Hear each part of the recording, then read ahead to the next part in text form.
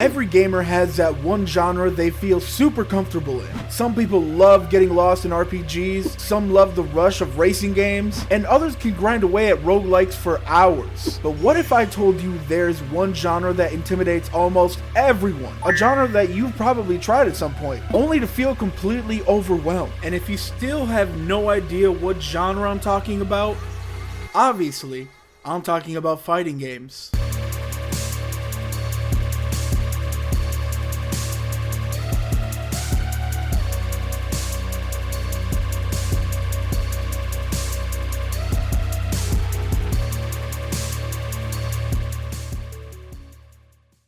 Now, fighting games aren't the type of genre where you hop in, mash some buttons, and suddenly become unstoppable. They demand patience, focus, and honestly, a little discipline. And that's exactly why they scare people off. In this video, I want to go over why I, and so many others, find fighting games the most intimidating genre to get into, and what makes them worth diving into anyway. First things first, ladies and gentlemen, not every fighting game is built the same. This is where a lot of people get tripped up, because the word fighting game makes it sound like just one big genre. But once you dive in, you realize they are wildly different. Take Tekken for example. It uses the Z-axis, which basically means you're fighting in a 3D space. This adds a whole extra layer of depth, sidestepping, more intricate combos, a totally different way of reading your opponent. Then you've got Mortal Kombat and Street Fighter, which are more known as 2D fighters, where you're only locked to left and right movement. So the matches are way more about spacing, reactions, and in-your-face combat. Platform fighters like Smash Bros. And Rivals of Aether switch it up completely. Instead of traditional combos, it's all about movement, positioning, and knockback percentages. And then there are arena fighters like Dragon Ball Tenkaichi and Naruto Ultimate Ninja Storm, which are kind of hybrids of the games that we previously stated. They let you roam around in the stage in 3D while also keeping the attacks relatively simple, usually just by having one button that does all of the main attacks. So, step one in overcoming the intimidation factor is finding your lane. If you're into flashy anime brawls, an arena fighter might be your jam. If you like precision, you might want to gravitate towards Street Fighter. And if you like chaos and want to fight as your favorite characters such as Pikachu or Sephiroth, well, Smash is right there. For me, my journey started in Dragon Ball Z Budokai. I wasn't thinking about frame data, I just wanted to land a Kamehameha. Later on, I moved on to the Storm series because I was obsessed with Naruto at the time. And eventually, Smash Ultimate pulled me in because how could it not with the roster that crazy? The point is though, don't stress about being quote unquote bad. Don't stress about the mechanics right away. If you're new, just pick up a game with characters that you genuinely love. That emotional connection makes the learning curve way less scary. You'll care more about enjoying the process even when you're losing, because you're still playing a character you like. Of course, not every IP based fighter works. Jump Force, but in general, that is the best way to dip your toes in to the fighting game genre. But now let's talk about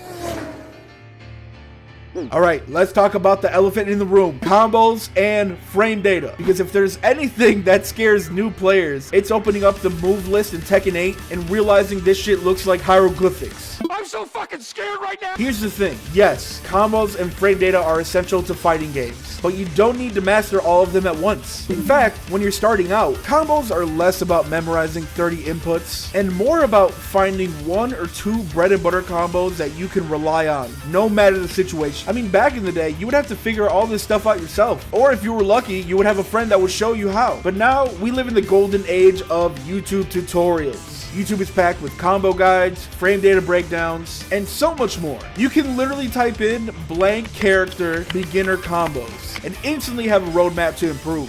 Frame data, on the other hand, sounds terrifying until you realize it's just knowing what moves are fast and what moves are safe, and which ones leave you wide open. And honestly, you don't learn anything by staring at the numbers on the chart. You learn it by playing. For example, when I play Hero in Super Smash Bros. Ultimate, I had no idea his up B was such a good get off me option. But after spamming it enough, I noticed I was constantly winning trades or escaping pressure. And that's when it clicked. Oh damn, that's some good frame data. And once something like that becomes a habit, you don't even need to think about it anymore. So yes, combos and frame data are intimidating, but don't treat them like homework. Treat them like a language you'll pick up by practicing. Start small, learn a couple moves, and let muscle memory do the rest over time.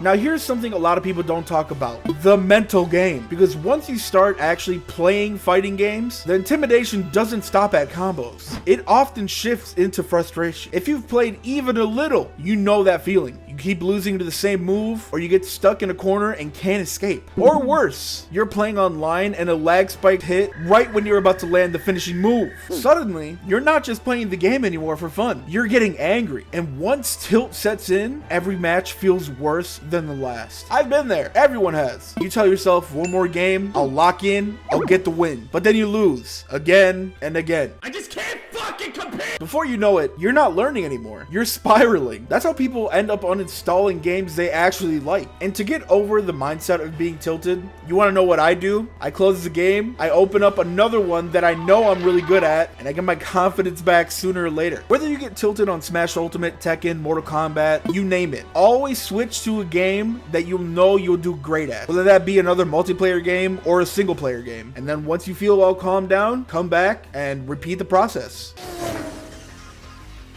And here's the most important piece of advice I can give you. Just do it. Literally, all the intimidation, all the fear, it stays in your head until you pick up the controller and actually play. I was nervous learning about Hero and Smash Ultimate. I was nervous about picking up Tekken 8, but once I jumped in, that fear disappeared. Even if I only play Tekken once a week on stream, it's still fun because I can see myself improving even in tiny ways. Slow motion is better than no motion. You won't know everything on day one. You won't win every match, but that's okay because no one does. The key is to committing to the basics, giving yourself permission to be bad at first and actually enjoying the process. I used to avoid fighting games like the plague, but now I look forward to new releases. I plan on picking up that new Marvel fighting game. That shit looks fire. I also plan on picking up Guilty Gear Strive because the homie Lucy is on there now, so might as well. And if you end up trying that game out and you don't like it, that's fine too, because at least you gave it a shot. So, why are fighting games the most intimidating genre? Because they challenge you in ways other games don't. They put you directly against another person, force you to learn mechanics that feel like homework, test your patience, and push your emotions to the limit. But that's also what makes them rewarding. If you find a game with characters you love, if you let yourself grow into the mechanics instead of stressing from the start, and if you just do it, you'll discover that fighting games are less scary than you thought. Progress in this genre isn't always fast. Sometimes it feels like you're barely moving. But like I said before, slow motion is better than no motion. And eventually, you'll find that one game, that one fighting game that feels like it was made just for you. And if you guys made it this far into the video, make sure to leave a like, subscribe, turn on post notifications, because that should really do help out the channel. And it would mean so much to me. And as always, a huge shout out to everyone that is a current member on my YouTube channel. The extra support really means a lot, and I cannot thank you enough. With that being said, hope you all enjoyed the video. Have a great rest of your day. Stay healthy, stay safe, stay hydrated, and I'll catch you all in the next one. Adios.